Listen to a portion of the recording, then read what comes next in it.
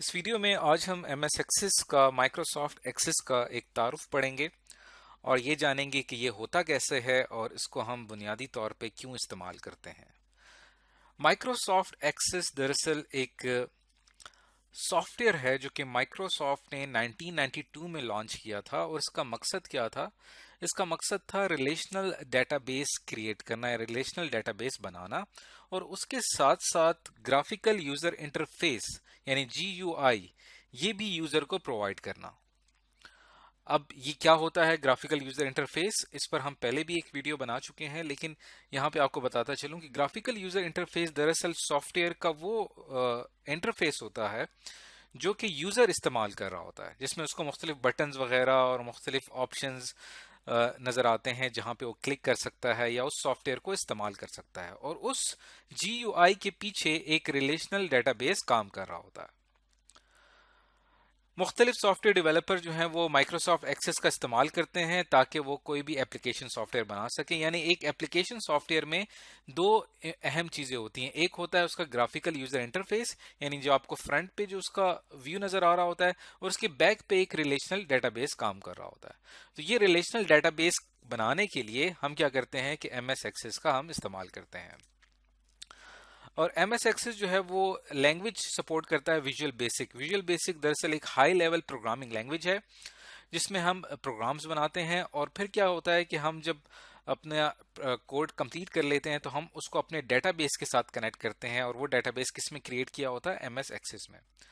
अब हम ये जानते हैं कि ये हमने थोड़ा बहुत MS एक्सेस के बारे में पढ़ लिया। MS एक्सेस दरअसल डेटाबेस मैनेजमेंट सिस्टम है। इससे पहले हम पढ़ चुके हैं कि डेटाबेस मैनेजमेंट सिस्टम क्या होता है। ये दरअसल उसकी एक टाइप है और हम आगे चल के इसी MS एक्सेस को ही सीखेंगे। अब यहाँ पे मैं आपको बताता चलूँ कि MS एक्सेस जो है वो किस तरह से हम उसको अपने कंप्यूटर पे स्टार्ट करेंगे। उसके लिए आपने क्या करना है, यहाँ पे स्टार्ट का जो ऑप्शन आपको नजर आ रहा है यहाँ पे आप क्लिक करेंगे तो आपके सामने यहाँ पे मेन्यू ओपन हो जाएगा, स्टार्ट मेन्यू। अब यहाँ पे आप जाके ऑल प्रोग्राम्स में जाके भी यहाँ पे इसको सर्च कर सकते हैं तो यहाँ पे आपको टॉप पर एक्सेस नजर आ रहा है। या अगर आपको यहाँ पे मिलने में मुश्किल हो रही है कि अगर आपने अपने कंप्यूटर में इंस्टॉल किया हुआ है लेकिन आपको यहाँ पे वहाँ तक एक्सेस करने में थोड़ी सी मुश्किल हो रही है तो यहाँ पे आप आराम से टाइप कर सकते हैं एक्सेस। तो यहाँ पे आपके सामने MS एक्सेस का ऑप्शन आएगा। जैसे ही आप इस पर क्लिक करेंगे तो MS एक्सेस आपके सामने ओपन हो जाएगा और उसमें सबसे पहले आपको यहाँ पे ब्लैंक डेटाबेस का ऑप्शन आ रहा है। यहाँ पे हम क्लिक करेंगे तो हमारा एक नया डेटाबेस क्रिएट हो जाएगा। फिर हम आगे चल के सीखेंगे कि डेटाबेस हम कैसे क्रिएट करते हैं और फिर हम कैसे हम उसको डिजाइन करते हैं। अभी हमने सिर्फ ये जानना है कि MS एक्सेस है क्या और उसको हम अपने कंप्यूटर पे ओपन कैसे करते हैं।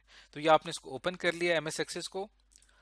इस MS एक्सेस के जरिए आप क्या कर सकते हैं कि अपना एक पर्सनल इंफॉर्मेशन मैनेजमेंट सिस्टम यानी जिसमें आपकी पर्सनल इंफॉर्मेशन होगी उसे आप स्टोर कर सकते हैं। या अगर आपका कोई स्मॉल बिजनेस है और उसके लिए आप एक डेटाबेस बनाना चाहते हैं या आपने कोई ऑलरेडी कोई मैनुअल सिस्टम है जिसमें आप पेपर और पेन का इस्तेमाल कर रहे हैं उसको ख़त्म करके आप अपने कंप्यूटर में MS एक्सेस को इंस्टॉल करके अपने बिजनेस का सारा डाटा MS एक्सेस में स्टोर कर सकते हैं। अब यहाँ पे एक चीज़ बड़ी इंपॉर्टेंट है कि अगर हमने डाटा स्टोर करना है तो उसके लिए एक ऑलरेडी हमारे पास एक सॉफ्टवेयर है MS एक्सेल। तो हमें MS एक्सेस एक्सेस की क्यों ज़रूरत पड़ी है जब ऑलरेडी एक एक्सेल के एक सॉफ्टवेयर मौजूद है। एक्सेल इससे पहले हम उस पर भी हम पढ़ चुके हैं, इसकी भी हम वीडियोस बना चुके हैं कि एक्सेल के अंदर हम क्या करते हैं, डाटा को टेबल्स की फॉर्म में स्टोर करते हैं। इसमें हमारे पास रोज एंड कॉलम्स होते हैं और डाटा को बहुत अच्छे तरीके से ऑर्गेनाइज किया जा सकता है MS एक्सेल में।